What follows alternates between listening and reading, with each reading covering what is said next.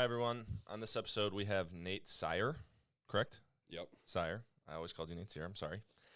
He is the head trainer for 2SP in Farmington. It's a new location that's coming out soon. Nate, thanks for being here. Thanks for having me. So let's get started on your journey and your schooling and everything on how you got to where you are today. Yeah, so I was a college soccer player. Always get crap for that. Played down at the University of Findlay, a D2 school. Spent 4 years down there. After graduating, moved down to North Carolina for a little bit, interned at a D2 school down there, the University of North Carolina, Pembroke. Small little place, but it was a fun time. Came back up, was working for a different company for a while, and then switched over to 2SP. While I was at 2SP, finished up master's degree at Ashland, and yeah, I'm here now. Awesome. Yeah, for those of you that don't know, 2SP is kind of the head honcho, I would say, of the sport strength and performance world in this area, at least. Like yeah, we got a decent amount of the pro guys, higher level high school guys, but we do a lot with like younger athletes as well. We really don't, discriminate sport or level. Try to work with everybody. Right, I love that. So as the head trainer of 2SP Farmington, what is the biggest difference you see between a good or an okay athlete and an elite athlete? So working with a lot of guys, we can almost tell pretty quickly who's going to really start to pan out into stuff, and then who's got the potential to really take that next step, and then who can we just get like a little bit better. One of the things we'll see is that, there's guys who always ask for more work, always want to do more. They want to get an extra lift in, and they're talking about, going to Powerhouse on the weekend or even after the lift. One of the big issues we end up seeing with that is these kids never bring any actual intensity to what they're doing. They go and they're like, I put the hours in. It's like they heard the stories about Kobe Bryant waking up at 4 a.m. and putting hours of work in, not realizing that like he was focused and locked in for all of that. It's not hours, it's what do you do with that time. So you get these kids where they show up, they're like, they see the workout, they don't go through the motions, like they push themselves a little bit, but then they leave and they're like, wow, like, I still feel fine, I still feel like I can, do a ton. They go and they hit arms or whatever at Powerhouse after. Well, that's why a few months later they're still throwing 83 and can't hit the strike zone. They're not focused. They're not locking into what they do. They don't put any real effort and intensity in. They're not focused on doing the work right. They're focused on just getting the work done. Right. So that would probably be the biggest thing, at least from a mental standpoint, on how guys approach our training. I mean, at the end of the day, like we're here to help you guys get as good as possible. Like that is our mission. We're going to update everything based off the progress that we see, and based off anything we're really seeing, even if, maybe you get slightly worse in something. We're going to update that, try to fix it, but we can't want it for you. Like, you got to put the effort in yourself. You got to focus, lock in, and really get after it. Right. It's kind of funny you say that. When I trained at 2SP, every single day, my program would have Haydn's on it. And I would just shut down. I'm like, Haydn's again. Like, come on. Like, I've had enough with Haydn's. And I remember telling you and Gigi that, and it was, now that I teach hitting for a living, I literally have kids do Haydn's in the cage so that they get into that rotation point of their hip and like feel what you feel with Haydn's. And I was like, wow, like full circle. If I could have known that 3 years ago when I was training there, like I would have took those so much more seriously. So yeah, no, I mean, it's something like that where, you don't think about what's going into it or why we're doing it. I had one kid the other day ask me, like, why do we do so many Haydn's? And it's like, well, we're working on all this work to produce more force, push it into the ground, do it rapidly. Like, your jump height is getting up. And one of the things they'll talk about is like power is plane specific. So it matters what direction you're pushing it in. It's not just like, oh, I can do back squats and then all of a sudden, I'm super jacked in a side to side movement. It's it's going to be developed in those ways, but you got to learn the skill to push it side to side to orient it in those directions. And something like a hide in is going to be huge for that. And when you look at baseball, like, I mean, you're running a straight line to the base, but like when you're hitting, when you're pitching, you're pushing to the side. It's everything. Heck yeah. So I guess the hardest thing with baseball players specifically is trying to find that weight that is like your optimal weight. So like for bigger guys like me, you're trying to lose weight to get to the optimal weight, and then there's a lot of kids that are undersized that are, oh, I'm gonna really put some effort in and try and get bigger this next season. So what is the best way for athletes to start to try to gain weight? So with a lot of the high school guys, I'll just tell them eat more. I mean, they're eating what their parents make at the end of the day. A lot of guys don't have, the resources or time or whatnot, especially with the way these kids have their schedules now, to cook food, to make sure everything's prepared. So it's more than likely most parents actually, despite what people say, do produce decently healthy food, just more of it, and then making sure you're getting snacks in as you're going. To make sure the weight is something that's actually going to help you, though, is one of the reasons that we'll time a lot of sprints, even for pitchers, and that we regularly do jump tests. So if we're seeing decrements in these jump tests or you're getting way slower, well, then you're probably not putting on great weight. You need to make sure that, yes, mass moves mass, but if it starts being so much that it's holding you back, then you're just holding on to dead weight. And, depending on the situation, it might not be the worst problem. I mean, everybody's seen, like Bartolo Colon, and you can be massive in play, but now, I mean, especially younger players have to be so fast that, watch for a progression in speed and power along with that weight. You don't want to see the weight go without the other two. Right. So what are some foods, and like basically give us like one meal that players should hit. So like you can use your fingers, like use your hands. Like I used to always be told that your palm is 6 ounces of protein. Like, but for someone that's trying to put weight on, do they want to eat more protein? Like just give us a breakdown of like one meal or a day of meals for someone trying to gain weight. Yeah, so, it's first off making sure you actually get a breakfast then. I mean, if you're a kid in school and you're not getting breakfast in, then your first meal is probably not getting in until like 11:30 noon. And that's a huge, I mean, if they woke up at 6 or like 6:30, it's a huge gap in time that you're not eating. So getting, a few eggs in, toasts, peanut butter and jelly, things like that. Like I'm not even super big into telling guys, specifically what to eat, but, getting a meat in, so like bacon, sausage, something like that. It's been more, I almost worry less about the individual meals with guys, or the large meals, so the breakfast, the lunch, and the dinner. It's the snacks in between where I see a lot of guys lacking. Because some guys struggle to really put down large amounts of food in, one sitting, and then you get the guys where like, I'd love to just bash it all in a couple meals. But these guys, they'll feel full. They're like, oh man, like I ate and my stomach like wasn't even feeling good. Like I couldn't even look at food anymore by the end of the meal. It's like, well, at that point, if you're hitting levels like that, don't worry so much about my breakfast, lunch, and dinner need to be massive. Make sure there's snacks. A peanut butter and jelly takes 30 seconds to make. It's quick to put down. You can eat 3 of those in a day and not even notice. Or, trail mixes or just straight up peanuts or anything like that. Like those are all options to get in. Try to, stay away from stuff like chips, though. Honestly, it ends up sitting weird in the stomach, and you're not getting a ton out of it. Like, if it came out of the ground or, it breathed and had to die at some point, like, it's probably a good choice. If it had to be manufactured heavily, limit it.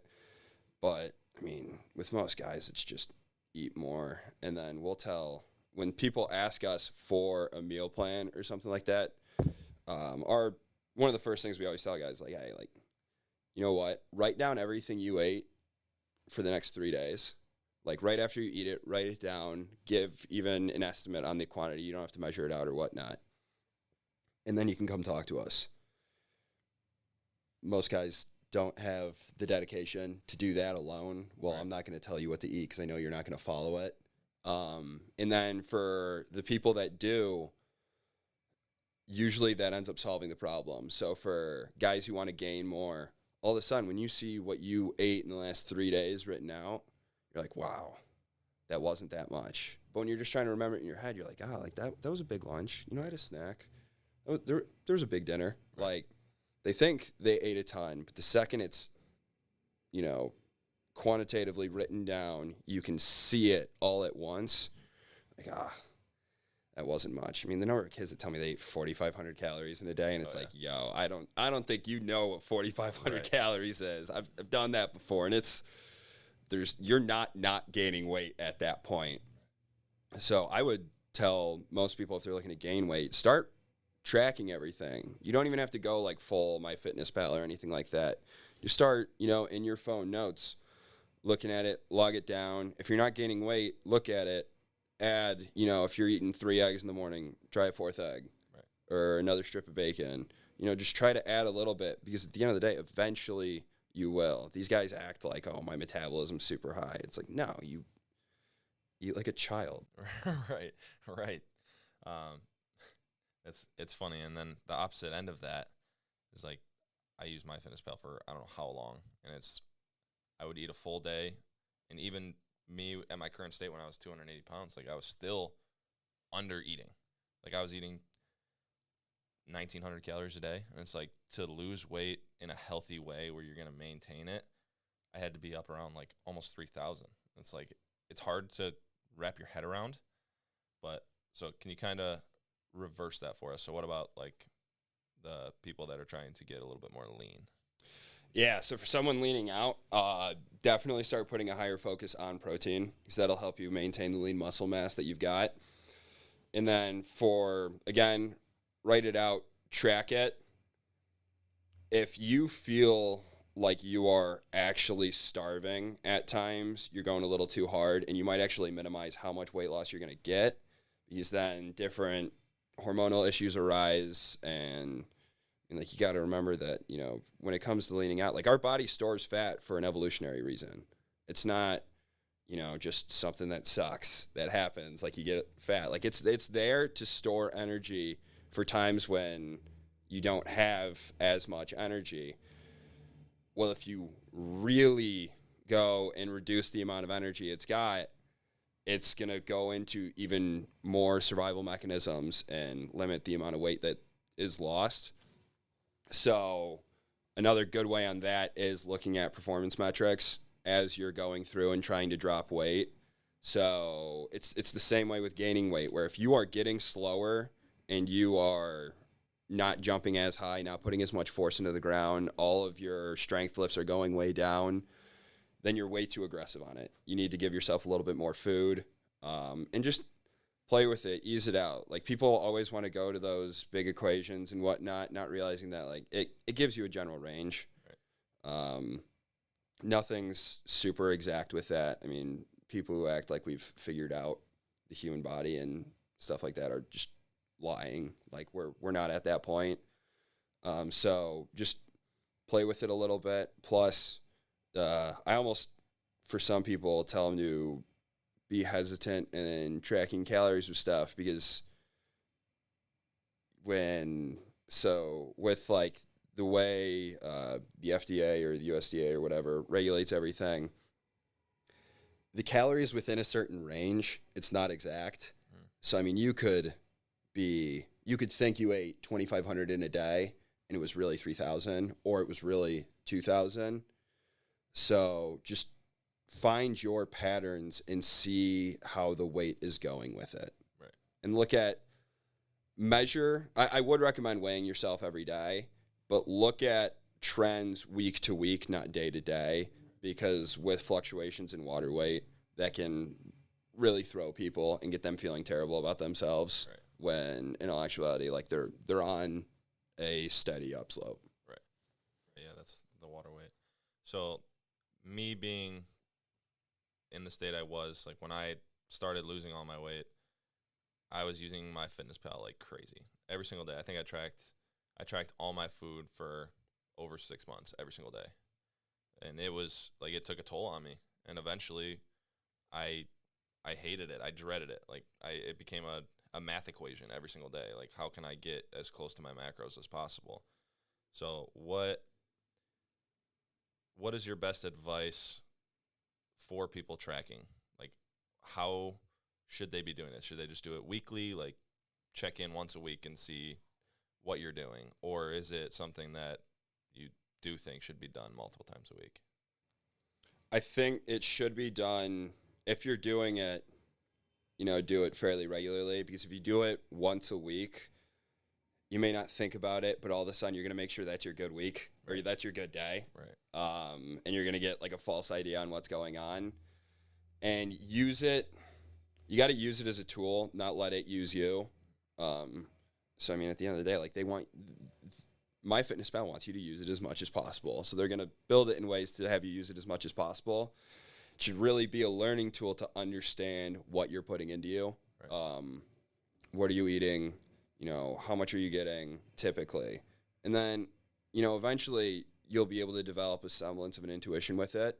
So use it to learn, not to rely on. Get it to be something that it helps you understand what you're eating, how much you need, how you feel on certain days, and go from there instead of, oh my God, I need to track everything for every single day all the time. Because, I mean,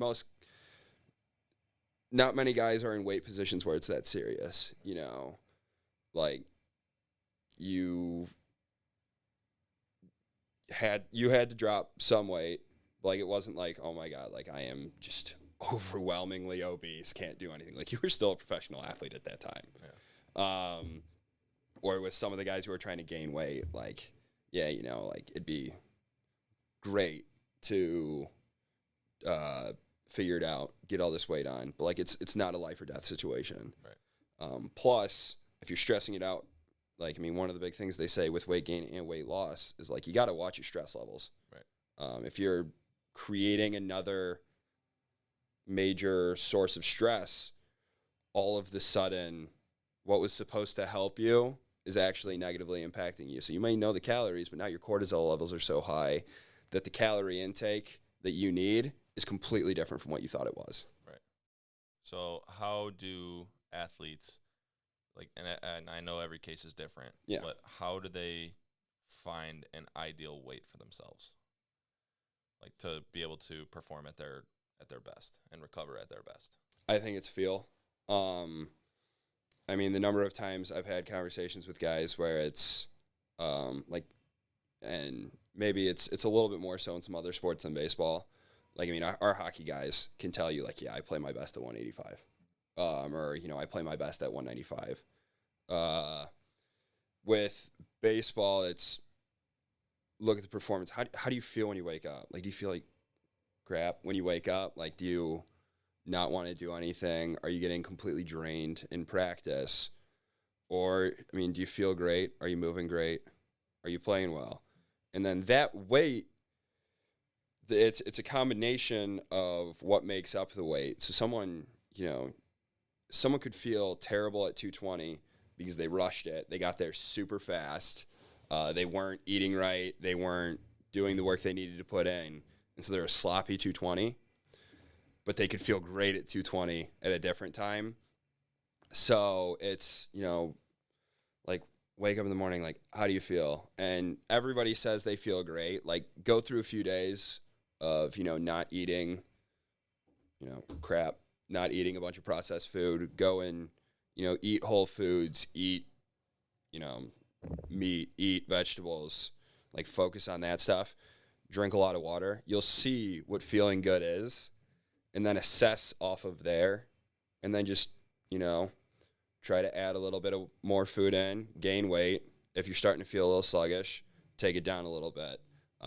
I think that's the best way. I mean, there's some people who have like what is it? I've seen 2.5 times your height in inches. I mean, there's too many things that go into that. We've kind of, as a company, taken a bigger of a jump into like the sports science and tech realm, so we can assess where an athlete should be, what their optimal weight may be based off like the power production they've got, based off different heart rate factors. Where is their heart rate variability at? How well do they recover? That's stuff that we've used because we've realized that the questions you're asking are questions that like it's really tough to answer without additional tools, and that anyone who's trying to give some definitive thing is probably lying to you. I mean, there's people where it's a lot easier to make money when you sell perfect answers as opposed to, all right, we're going to help you ask the right questions, and we're going to look at the data that we produce in your workouts and in your assessments and use that to see where you should be. Right. Beautiful. So let's get away from nutrition a little bit. How do you help baseball players specifically create goals within the weight room? So, I mean, I talk to them about their goals for on the field. I think the second you start going into a weight goal of like, oh, I want a 405 trap bar deadlift, or I want a certain, back squat. Well, they start focusing on that. And like too many strength coaches and performance coaches, I became a strength coach because I loved the weight room, probably to the detriment of my soccer career. Actually, 100% to the detriment of my soccer career. The last thing I want is for that to be the issue for one of the guys. I recognize that within myself, so I'm trying to avoid that for the athletes I work with. It's all, are you throwing harder? Is your exit velocity going up? Like, is your bat speed doing well? Do you feel good? Can you stand on one leg? Right. Like, because the amount of baseball pitchers that we see that, like, can't stand consistently on one leg, they're off balance as they're trying to throw. So I'll talk to them about, like, what do they want to do in the season? Like, how hard do you want to throw? What are you a power hitter? Are you a contact hitter? Do you need to be faster? Like, are you a contact hitter and all that matters to you is, like, what's my 60? How quickly can I get to first base? Because then we take the program from there. I've seen if weight mattered, I mean, I think every college baseball team can show you that the strongest guy on the team is usually like a walk-on or some guy who doesn't really play. It's never, very rarely is it the best players. So you don't want to create that powerlifting mindset. Now, when it comes to like vertical jump and stuff like that, or height and distance, sometimes we'll be like, hey, like let's try to get like a 10% improvement. So like on our force plate test, like we've got normative data from the MLB. We compare guys to that. So like, where do you fit in at that level? Because with a lot of the guys, like that's either the level they're at or the level that they aspire to be at. So it's where are you in metrics that, actually start to matter.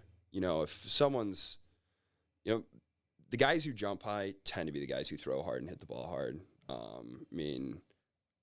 Pretty much, yeah, all the guys that I've had who have thrown over 90 can, if they're on one of the jump mats, they'll jump over 30 inches. If they're on the force plates, they'll be in the 20s or like maybe high teens. And the force plates kind of measure a little bit differently, and jump mats have a strange equation in them that actually like inflates it. But so we're trying to see relevant metrics, not sick, dude. You had 4 plates on your trap bar, right? Because then they don't care about how they do it. It's did I get it up, right? And that opens up a whole different world of stuff. The second it's how much weight did I move, not how well did I move it, how is this going to progress me. Another big thing that we've implemented is it's velocity-based training. So on every bar for like our major lifts and even some of the accessories, there's a little sensor that tells you how fast the bar moved. So we've found actually that our guys are getting way stronger, lifting sub-maximal weights. And, a coach can tell guys move the bar as fast as possible, all he wants. Until you give guys a quantitative metric, like, they don't understand. But, if you tell them, like, hey, that went 0.8 meters per second, I want you to do it 1 meter per second, they're going to give you all they got. And we're going to get better results. So it's way less, how much can you move? How much is the goal weight for you to lift versus how well can we get you to move? How fast can we get you to move this? How much power can we get you to produce? Because then, that's guys who come in, they go to a showcase, and all of a sudden, they get 2-3 mile an hour PRs. They're hitting tanks. They're running faster.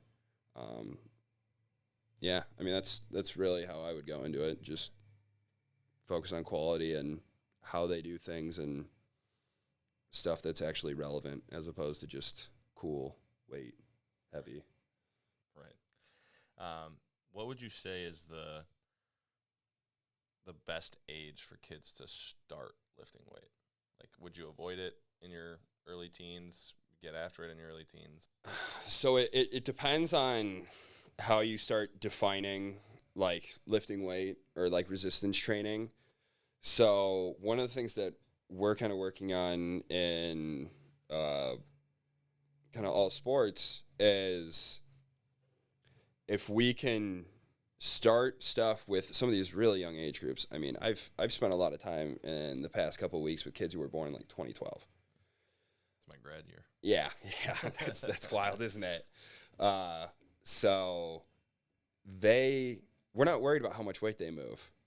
But if we can get a kid to, like, efficiently do a squat, to hinge well, to be able to balance on one foot, to be able to do a single leg squat, single leg RDL, to understand how to move and put, like, effort into something, well, in the second they turn 14, or, like, they start, not 14 necessarily, but the second they start, like, emotionally and physically maturing enough to, like, really start lifting, there's no learning curve anymore, and they're able to just get after it. And that'd be the guy who everyone's like, oh, puberty was insane for him. Well, in all actuality, he was he didn't spend time having to learn the movement anymore. He was able to go for it right away. It's, they've really found that, like, a lot of the resistance training research for, like, kids where they thought it was dangerous or whatnot or was going to affect height, like, unless you're just being an absolute idiot, like, you're not going to affect a kid's growth. Even if the movement's good, you can actually load it fairly heavy. Now, that's not something that we really play around with, especially because a lot of our youth stuff tends to be in groups. It's just, can we get them to move? But when it comes to, like, really training, getting after it, starting to go heavier with stuff or going harder in your training, I would say 14, so, like, freshman year of high school or 8th grade. Tends to be a really good time. Now, there are kids who are in, like, 7th grade who are ready for it. But that's for, the more difficult stuff. That's when, you do start trying to increase load, looking at stuff like that. But for just, basic resistance training, I mean, if a kid can listen, it's good enough. I mean, we've played around with it on the force plates where, like, the force on a squat on a kid is less than if they just jump up and down. Like, that goes through them. So it's, like, the worry that, you're going to, like, break them somehow. Like, kids do so much worse already in the way they play. Right. Are there any lifts that you think are bad for baseball players? Like, it used to be pull-ups are so bad for baseball players, or bar bench is so bad for baseball players' shoulders. No, I mean, I think there are things that are overhyped, and people like to spend a little bit of too much time on. So, I mean, I don't spend much time barbell benching guys. It's not because I have any issue with it. It's because the second you start getting high school boys benching, they start just sending it. And that's not what we're going for. There's something about that lift, man, where, guys don't want to listen to you on anything. And so, I mean, it's not but is it going to kill someone's shoulder? No, as long as they're, doing other work, if they're getting external rotation work, if they're getting, different horizontal pulls, vertical pulls to kind of balance stuff out. Another one that, guys always want a back squat. I've just found that single leg lifts, like, reverse lunges, split squats, anything along those lines, like, we just happen to get more bang for our buck.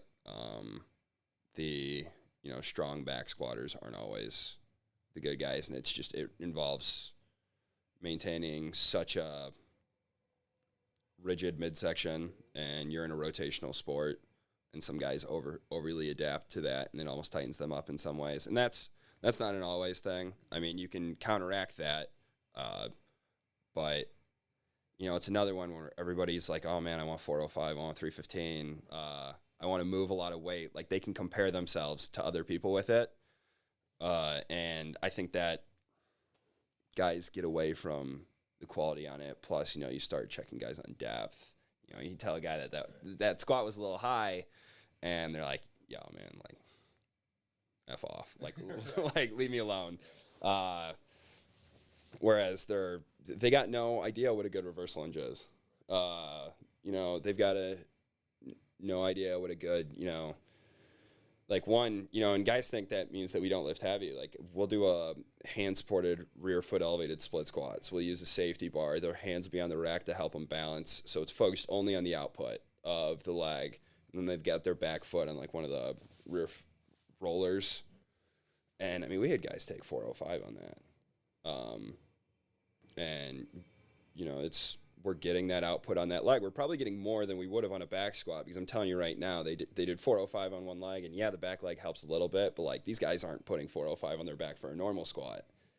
It's just a way smoother position for these guys to move into. And, like, you're not doing, in baseball, you're not doing bilateral hip flexion or, like, bilateral knee flexion and extension. Like, it's all unilateral and in the frontal plane, so why not challenge it a little bit more that way?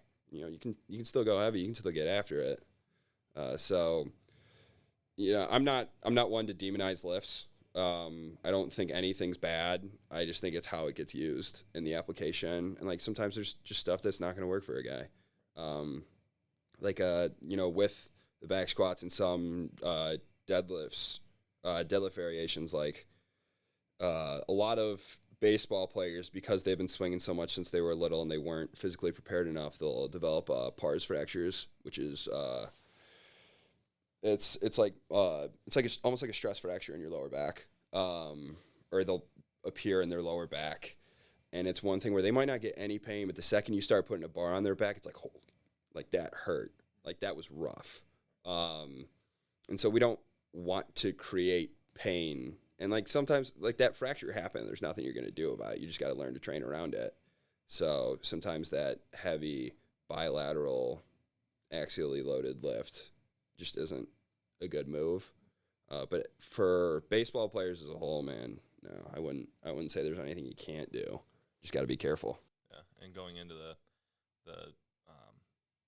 lunges and things you were talking about, like, I remember when I was with you guys, like, you wouldn't let us do heavy on, like, back squat, and it's like, in turn, by not doing back squat, I got better at back squatting.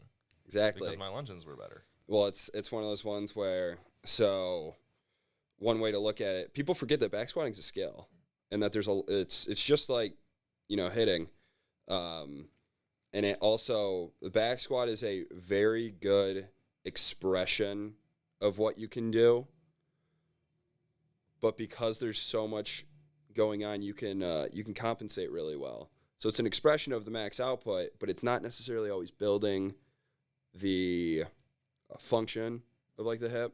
Your hips aren't supposed to move together. Like, we walk, we move one foot in front of the other. People talk about, like, but we squat. We sit down to go to the bathroom. Well, it's like, yeah, hopefully you're not spending that much time in that position. But whereas the unilateral lifts really develop function in the hip, because it's got it's resisting forces in the frontal plane, the transverse plane, and the sagittal plane, whereas back squat tends to be fairly sagittal. And that's just, forward and back, side to side, and twisting. Because it's, in unilateral stuff, it's resisting those motions.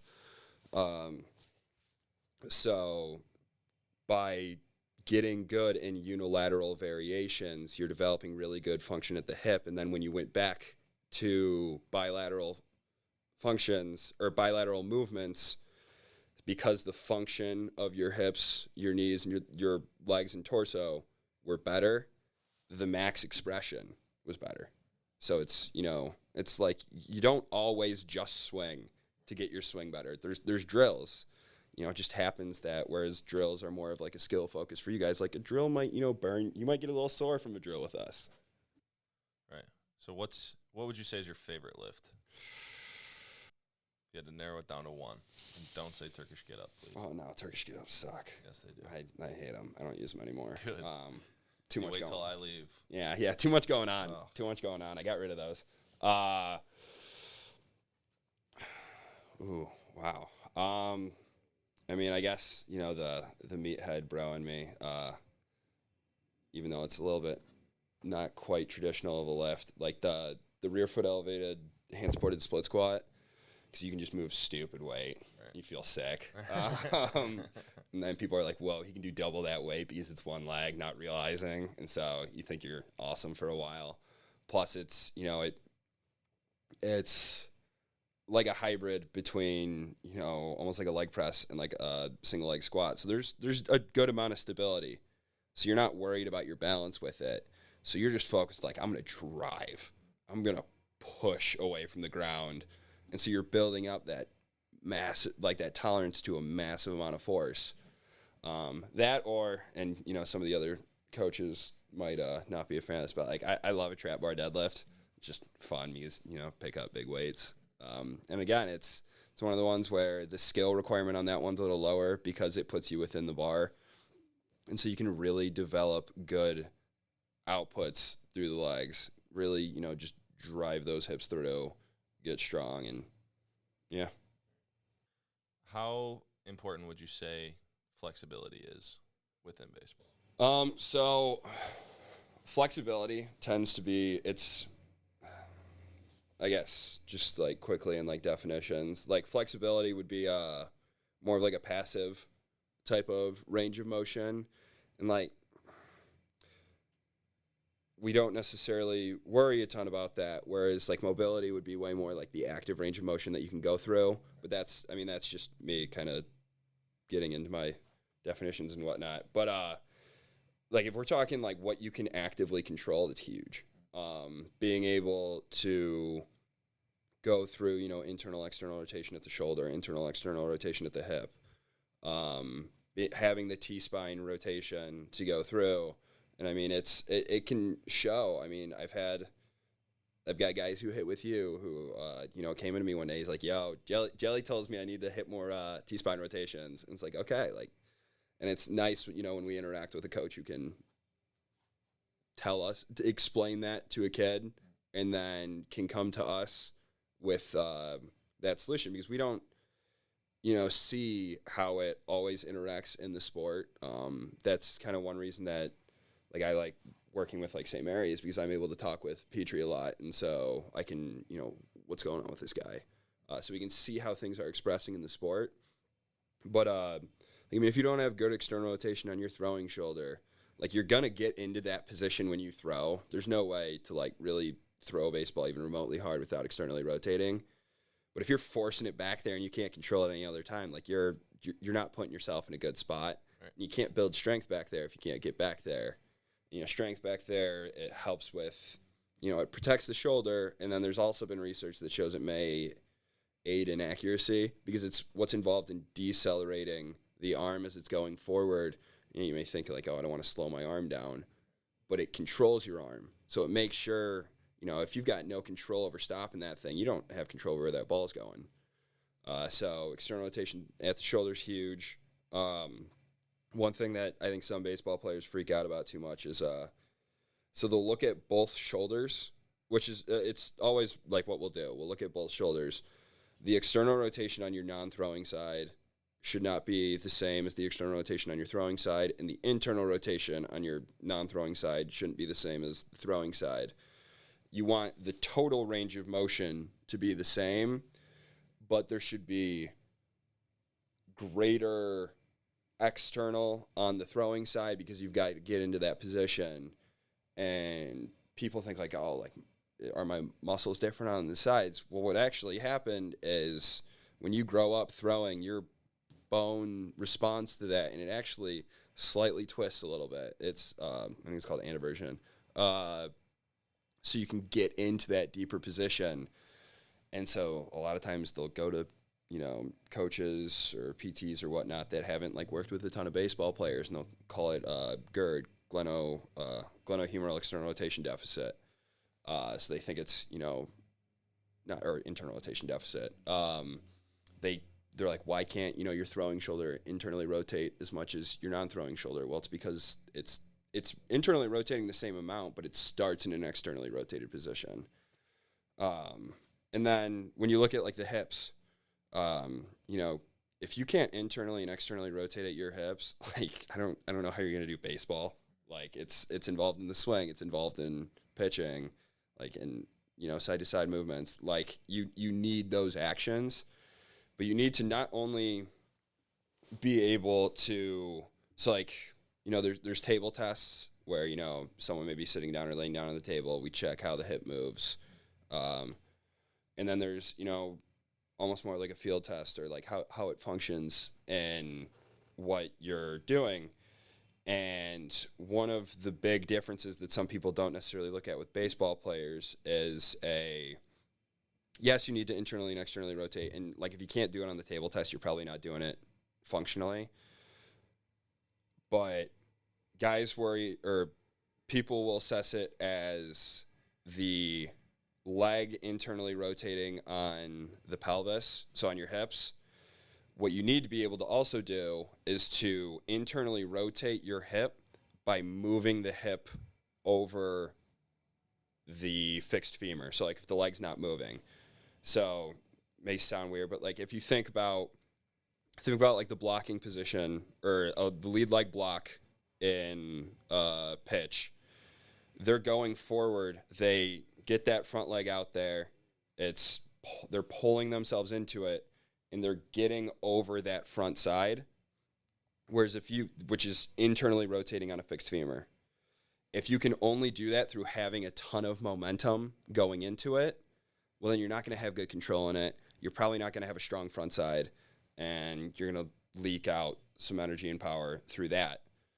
So it's, yes, have that mobility, train that mobility to get it, but make sure that you can control it and actually use it in ways that matter. So, if there's the stretching part where, you're actively pushing that foot out as far as possible, but then it's, integrated into the strength work. So, making sure when you're going on a single leg RDL, like you're keeping your hips square to the ground, you're not externally rotated, opening your hips up in some like strange position, which so many guys it always seems to be the first thing that they'll do.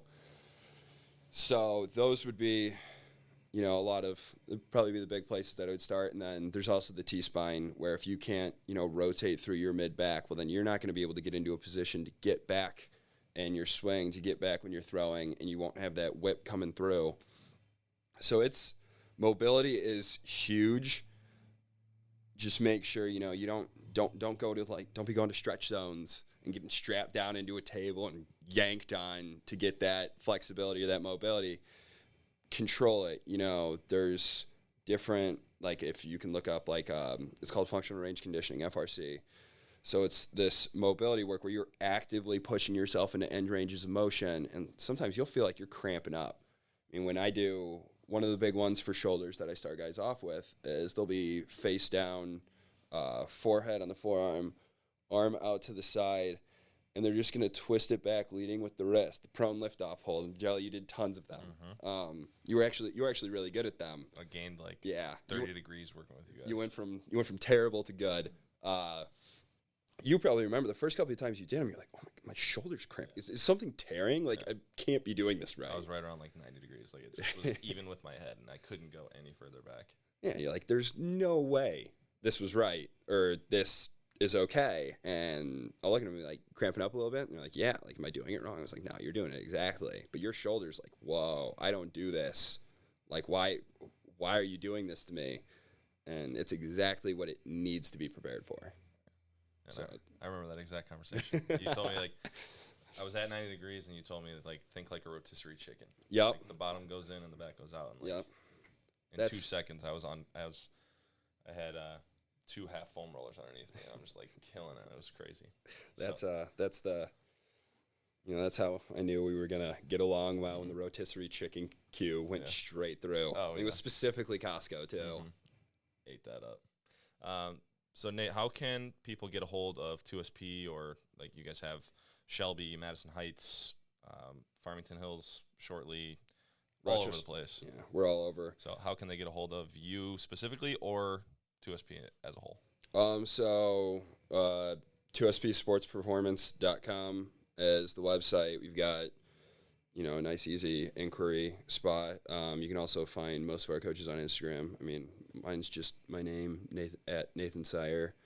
Or, you can follow us on Instagram at 2SP Sports. And then, that stuff, all our contact information's up there. You can either hit us up on Instagram or really, just find us on the website. Pretty easy to get to us. We're kind of everywhere. All right. Seriously, you're taking over. So, well, Nate, thanks for your time, and we appreciate it. And thanks for having me. Absolutely. Until next time.